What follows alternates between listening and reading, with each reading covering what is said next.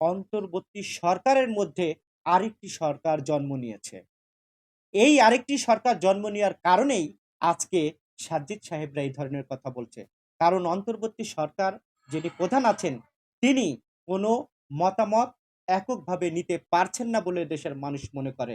আরেকটি সরকার হলো এই সারজিদ নাহিদ। কারণ তাদের প্রতিনিধি অন্তর্বর্তী সরকারে আছে মাহফুজ, আসিফ।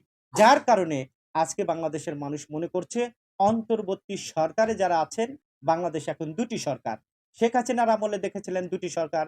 একটা ইমরান সরকার, একটি শেখ হাসিনার সরকার। এই অন্তর্বর্তী সরকারে এখন বাংলাদেশের মানুষ মনে করে ২ টি সরকার।